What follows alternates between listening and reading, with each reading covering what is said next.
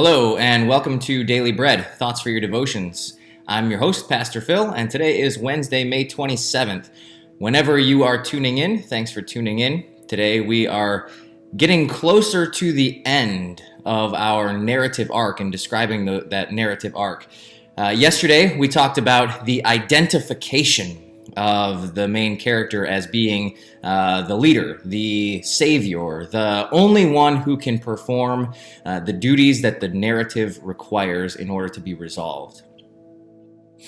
Today, we are talking about the very next step in what happens after the main character is identified as being the main character and having these unique gifts and abilities to finally meet destiny and face it down.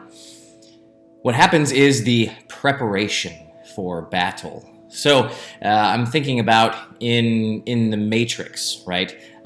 Neo's been told that he's the one this whole time, and yet there is still a preparation for battle when he's realized that he is the one or could be the one.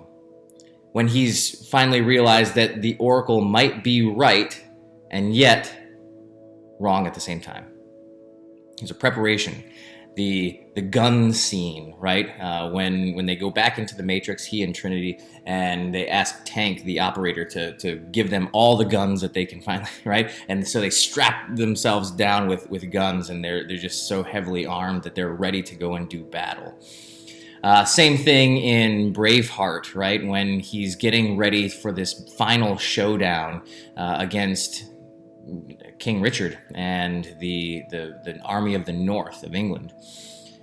So there is this preparation that happens where the main character believes in themselves because they've been affirmed, and then, hey, we're going to meet this date with destiny.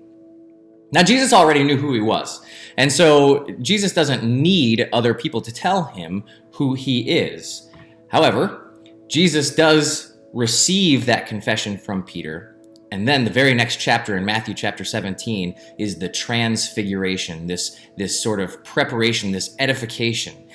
You could say that it is a prolonging of this identification phase, but I think of it as a preparation, and I kind of mix the transfiguration with Jesus' entry into Jerusalem. These are all kind of one event. But we'll start with the transfiguration. If you don't know what that is, it's when Jesus ascends the mountain and he brings his inner circle, Peter, James, and John, with him, and he is changed. Now let me read a few things from this passage in Matthew 17 for you. After 6 days, Jesus took with him Peter, James, and John, the brother of James, and led them up a high mountain by themselves. There he was transfigured before them. His face shone like the sun, and his clothes became as white as the light. Just then there appeared before them Moses and Elijah talking with Jesus. Peter said to Jesus, "Lord, it is good for us to be here." And then Peter launches in, okay, let's build tents, and we'll have one for everybody, and we'll all have a good time, and we'll just stay here. While Peter was still speaking, a bright cloud covered them. And a voice from the cloud said, "This is my son whom I love. With him I am well pleased. Listen to him." When the disciples heard this, they fell face down to the ground, terrified. But Jesus came and touched them. "Get up," he said. "Don't be afraid." When they looked up, they saw no one except Jesus. Now, later on in this, Jesus says, to be sure, Elijah comes and will restore all things. But I tell you, Elijah has already come, and they did not recognize him, but have done to him everything they wished.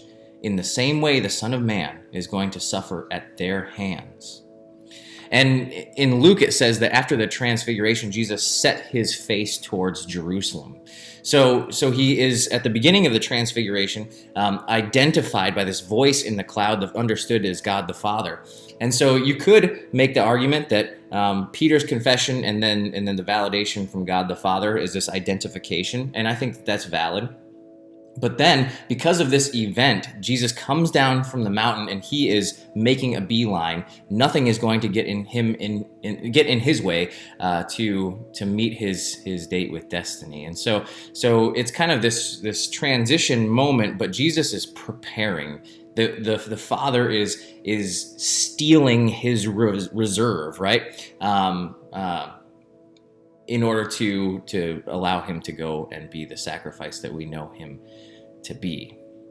See, this is a really important thing. In some movies, especially like in the 80s, 90s, there's a montage, right? When the main character realizes, hey, there's no getting out of this.